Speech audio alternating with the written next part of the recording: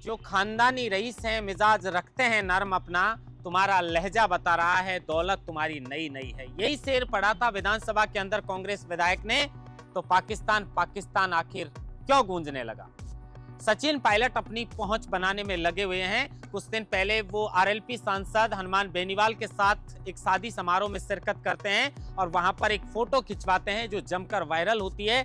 तो अब भाजपा के पूर्व प्रदेश अध्यक्ष सतीश पूनिया के साथ एक शादी समारोह की फोटो सचिन पायलट की जमकर वायरल है, जिसमें कांग्रेस के पूर्व विधायक प्रसादी लाल मीणा के चेहरे पर आखिर क्यों मायूसी है। हनुमान बेनीवाल ने कांग्रेस के अंदर 4 गुट बताए हैं। कौन कौन से गुट हैं उन पर भी चर्चा करेंगे, लेकिन रविंद्र सिंह भाटी ने विधानसभा के अंदर 45 वर्ष पुराना एक मुद्दा उठाया है। वसुंधरा राजे सिंधिया तन्नोट माता के यहाँ अपना 72वां जन्मदिन सेलिब्रेट कर रही हैं, इस पर भी चर्चा करेंगे। नमस्कार, आप देख रहे हैं लोकमत हिंदी और मैं हूं आपके साथ महेंद्र बासु। सबसे पहले विधानसभा के अंदर जो कांग्रेस के विधायक रफीक खान ने एक शेर पढ़ा और उस शेर को पढ़ने के बाद सिविल लाइन से विधायक गोपाल शर्मा आखिर पाकिस्तान पाकिस्तान क्यों बोलने लगे। दरअसल जैसे ही रफीक खान ने यह शेर पढ़ा तो उसके बाद गोपाल शर्मा अपनी टेबल से खड़े होते हैं और पाकिस्तान पाकिस्तान बोलने लगते हैं। तो नेता प्रतिपक्ष टीकाराम जूली गुस्सा हो जाते हैं इस बात पर कि ये क्या है, ये सब क्या है, विधानसभा को मजाक समझ रखा है, इस तरीके से पाकिस्तान पाकिस्तान आखिर क्यों बोला जा रहा है। और उसके बाद आसन से ये निवेदन करते हैं कि इस शब्द को विधानसभा की कार्रवाई से डिलीट करवाना चाहिए। अब ये तो सिविल लाइन से बीजेपी के विधायक गोपाल शर्मा ही बताएंगे कि आखिर क्यों वो पाकिस्तान पाकिस्तान बोलने लगे। क्या वो कांग्रेसियों को पाकिस्तान कह रहे थे, पता नहीं। इसके बाद सचिन पायलट पर लौटते हैं। सचिन पायलट पूरी तरह एक्टिव हैं। सचिन पायलट पूरी तरह एक्टिव हैं और सचिन पायलट विधानसभा के अंदर भी पहुंच रहे हैं। दिन में तो रात के समय वो शादी समारोह में शिरकत कर रहे हैं और अपनी पहुंच बढ़ाने में लगे हुए हैं। वैसे तो सचिन पायलट का राजस्थान में क्या क्रेज है हम सब जानते हैं, लेकिन सचिन पायलट जहां पर भी जाते हैं वो अपने आप में एक खबर बन जाती है और जहां पर भी जाते हैं हर नेता जो है वो सचिन पायलट के साथ फोटो खिंचवाना जाता है। कुछ दिन पहले पूनिया की शादी में, जब अभिमन्यु पूनिया की शादी में सचिन पायलट पहुंचे थे तो उस वक्त हनुमान बेनीवाल के साथ सचिन पायलट की एक फोटो जमकर वायरल थी जिसमें दोनों बातचीत कर रहे थे। अब उसके बाद भाजपा के प्रदेश अध्यक्ष सतीश पूनिया के साथ एक फोटो सचिन पायलट और सतीश पूनिया की सोशल मीडिया पर जमकर वायरल है। लेकिन इसी फोटो के लोग जो हैं वो मजे ले रहे हैं, क्योंकि इसी फोटो के अंदर कांग्रेस के पूर्व विधायक प्रसादी लाल मीणा भी हैं, जिनके चेहरे पर थोड़ी मायूसी नजर आ रही है। अब लोग कह रहे हैं कि कोई कह रहा है कि ये गहलोत गुट के हैं, कोई कह रहा है कि इस तरीके से तो शायद 2028 में भी मेरा नंबर नहीं आने वाला है।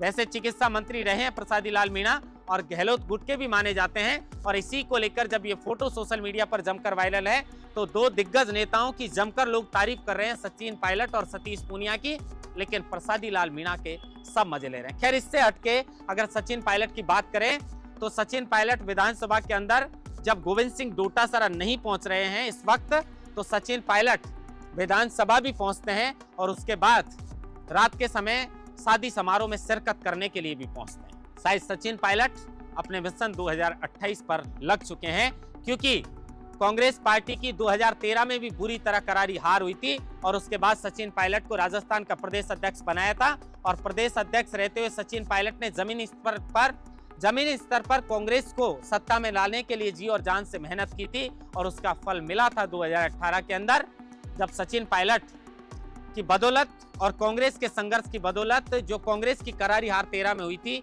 उसकी सत्ता वापसी 2018 के अंदर हुई। लेकिन जब मुख्यमंत्री बनने की बात आई तो अशोक गहलोत फिर चाल खेल गए और वो कहते हैं ना जादूगर, तो ऐसी जादूगरी लगाई कि सचिन पायलट को 5 वर्ष तक सीएम नहीं बनने दिया और राजस्थान के मुख्यमंत्री की कुर्सी पर पूरे 5 वर्ष तक अशोक गहलोत ही बैठे रहे। अब सचिन पायलट लगातार जो है वो लोगों से संपर्क में है, लोगों के शादी समारोह में भी शिरकत करने के लिए जाते हैं। सिर्फ मंच पर भाषण देना ही नेता के लिए सब कुछ नहीं होता है, समय समय पर लोगों के पास जाना, लोगों के जो भी सुख और दुख हैं उसमें भागीदार होना भी एक नेता के लिए जरूरी होता है। शायद इसीलिए सचिन पायलट के संग राजस्थान में एक बड़ा कारवां चल रहा है।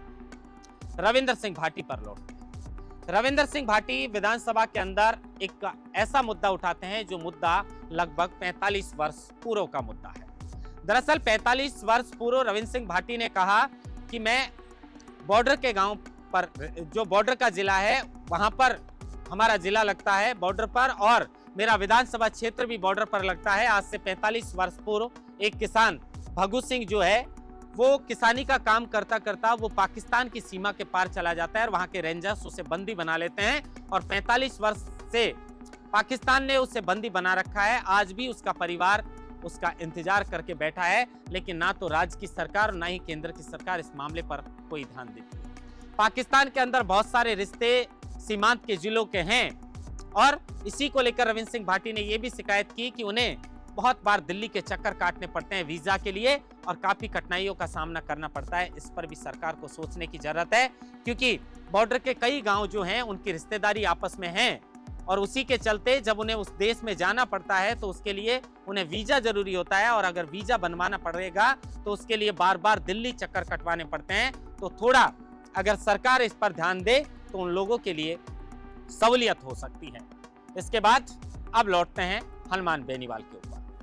हनुमान बेनीवाल अभिमन्यु पूनिया की शादी समारोह के अंदर जो है वो रिसेप्शन पार्टी में सचिन पायलट, टीकाराम जूली तमाम नेताओं से मुलाकात करते हैं और एक वीडियो भी जो है वो जमकर वायरल होता है जिसमें मुरारी लाल मीणा दौसा से जो सांसद हैं वो मौजूद रहते हैं। हनुमान बेनीवाल, सचिन पायलट, नेता प्रतिपक्ष टीकाराम जूली भी इस फोटो के अंदर नजर आते हैं और उसके बाद हनुमान बेनीवाल कांग्रेसियों की बुराई करना शुरू कर देते हैं। शेखावाटी की धरती पर हनुमान बेनीवाल पहुंचते हैं तो शेखावाटी के नौजवानों की जमकर तारीफ करते हैं और उसके बाद कहते हैं कि 1 अप्रैल से अप्रैल के महीने में जो है वो आरएलपी बड़ा आंदोलन करने जा रही है कई मुद्दों को लेकर। कांग्रेस की जमकर बुराई भी करते हैं और साथ में ये भी कह देते हैं कि मैं एक शादी में गया था, उसी अभिमन्यु पूनिया की शादी का जिक्र करते हुए शायद हनुमान बेनीवाल इशारा करते हैं, तो मैं वहां पर जाता हूं तो पूछता हूं कि ये कौन सा गुट है, तो लोग कहते हैं ये पायलट गुट है। दूसरी जगह जाता हूं तो लोग कहते हैं ये गहलोत गुट है। तीसरी जगह जूली का गुट बताते हैं। कांग्रेस के अंदर टीकाराम जूली, सचिन पायलट, अशोक गहलोत और गोविंद सिंह डोटासरा यानी 4 गुट बन चुके हैं। बीजेपी में तो भजनलाल जी क्या कर रहे हैं उससे 2028 में इनका कुछ नहीं होने वाला, लेकिन कांग्रेस के अंदर 4 गुट बन चुके हैं। ऐसे में राजस्थान के लोगों को दोनों से निराशा हाथ लगती है, चाहे वो कांग्रेस हो चाहे वो बीजेपी हो, और तीसरे मोर्चे का इंतजार करते हैं। सचिन पायलट पेपर लीक हो, भ्रष्टाचार हो, महिला अत्याचार हो, क्राइम हो, सभी मुद्दों को लेकर बीजेपी सरकार को घेरने की तैयारी में जो अप्रैल के महीने में उन्होंने कहा है कि बड़ा आंदोलन करने जा रहे हैं, उसको लेकर हनुमान बेनीवाल ने बड़ी बात कही है। अब क्या करने वाले हैं हनुमान बेनीवाल पता नहीं, लेकिन हनुमान बेनीवाल ये भी कहते हुए नजर आते हैं कि मैं इंडिया गठबंधन से सांसद चुना गया हूं और केंद्र में जो भी मुद्दे कांग्रेस लेकर आती है हम उनके समर्थन में रहते हैं और राजस्थान के अंदर इंडिया अलायंस को तोड़ने का काम कांग्रेस पार्टी ने किया था। मेरा मन नहीं था इंडिया अलायंस को तोड़ने का और उसका भुगतान कांग्रेस पार्टी को मिल भी चुका है। राजस्थान में विधानसभा के उपचुनाव हुए, उसमें 6 सीट कांग्रेस को गंवानी पड़ी। इसकी बड़ी वजह थी कि उन्होंने इंडिया अलायंस का साथ छोड़ दिया। अगर इंडिया अलायंस से, इंडिया गठबंधन से अगर वो चुनाव लड़ते तो इतनी करारी हार उपचुनाव के अंदर नहीं होती, क्योंकि लोकसभा के अंदर हमारे लोगों ने, सिर्फ मैं यहाँ सांसद बना हूं नागौर से, लेकिन हमारे लोगों ने हर जगह पर कांग्रेस पार्टी को वोट किया है और उसी की बदौलत इतने बड़े स्तर पर कांग्रेस की जो है वापसी लोकसभा चुनाव के अंदर हुई है। अब इसके बाद लौटते हैं वसुंधरा राजे सिंधिया के ऊपर। दरअसल वसुंधरा राजे सिंधिया का जन्म 8 मार्च 1953 को हुआ और इस बार वो अपना 72वां जन्मदिन जो है वो सेलिब्रेट कर रही हैं और इसके लिए उन्होंने जैसलमेर जिला चुना। शुक्रवार के दिन शाम को वो बाय रोड जो है वो जैसलमेर पहुंचती हैं और उसके बाद सीधी तनोट माता के मंदिर में पहुंच जाती हैं और वहां पर पूजा आरती करते हुए नजर आती हैं। तनोट माता के मंदिर में पहुंचकर पूजा आरती करती हैं अपने जन्मदिन के अवसर पर और अपना जन्मदिन जैसलमेर में मनाती हैं।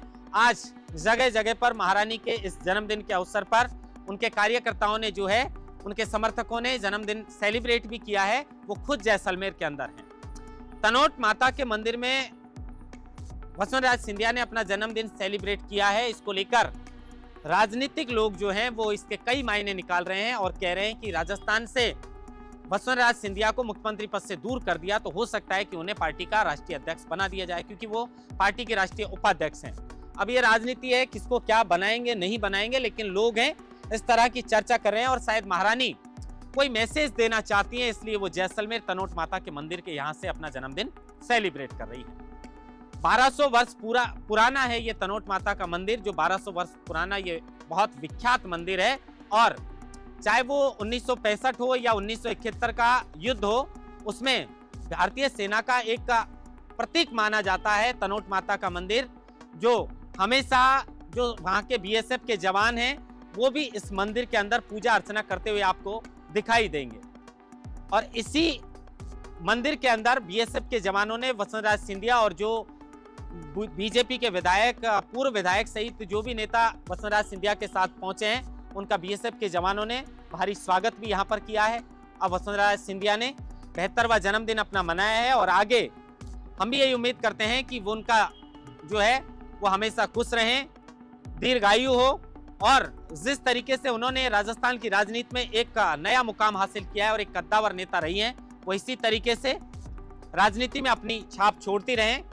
फिर एक खबर लेकर आपके लिए हाजिर होंगे, तब तक देखते रहिए लोकमत। महेंद्र बांसवाड़ा, लोकमत हिंदी, जयपुर।